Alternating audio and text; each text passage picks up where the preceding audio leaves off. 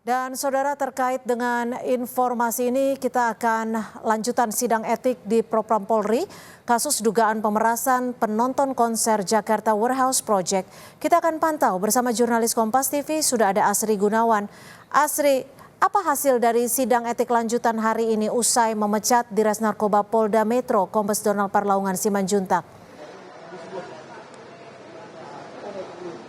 Ya, Cynthia, untuk hasil dari sidang lanjutan kode etik yang digelar hari ini di Gedung TNCC Mabes Polri, ini belum ada hasilnya karena sidang masih berlangsung dari pukul 9 pagi tadi, dan dalam hal ini Divpropam Polri melibatkan pihak eksternal yakni Kompolnas untuk kemudian menjamin transparansi dalam digelarnya sidang etik terhadap oknum polisi yang diduga melakukan pemerasan terhadap warga negara Malaysia dalam konser DWP atau Jakarta Warehouse Project. Kalau kita melihat dari sanksi yang sudah dijatuhkan oleh Divpropam Polri kemarin ini kepada dua oknum polisi. Yang pertama adalah Direktur Narkoba Polda Metro Jaya Kombes Pol Donald Simanjuntak. Kemudian yang kedua Panit 1 Unit 3 Subdit 3 Ditres Narkoba Polda Metro Jaya AKP Yudi Triananta Syaiful ini diberikan sanksi PTDH atau pemberhentian tidak dengan hormat. Artinya pelanggaran etik yang dilakukan oleh dua anggota atau oknum polisi ini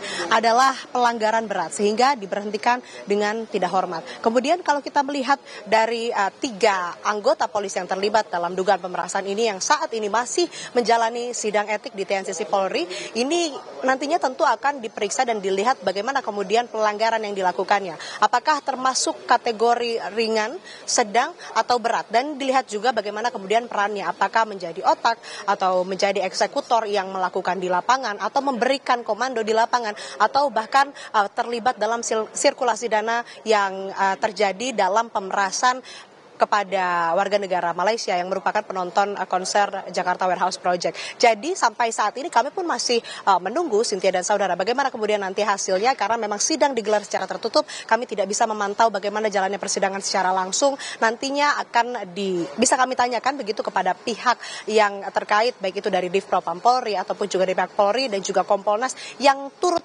mengikuti sidang etik profesi terhadap oknum-oknum polisi yang melakukan pelanggaran etik. Nah, kalau juga kita lihat dari perannya memang belum diungkap begitu, Cynthia dan saudara. Tapi yang jelas dari kasus ataupun juga sidang etik ini ada lanjutannya, tidak berhenti sampai etik tapi juga ada probabilitas ataupun juga potensi ini nantinya akan ditindaklanjut secara pidana, karena memang kalau dilihat dari perannya sebagai aparat penegak hukum, ASN begitu ya, kemudian ini melakukan pemerasan, melakukan yang bisa disebut korupsi, tentu saja ini ada pasal pidananya yang bisa dikenakan untuk kemudian nantinya diproses secara hukum pidana, tidak hanya etik Polri. Kembali ke Anda, Cynthia. Baik, terima kasih atas laporan Anda, Asri Gunawan.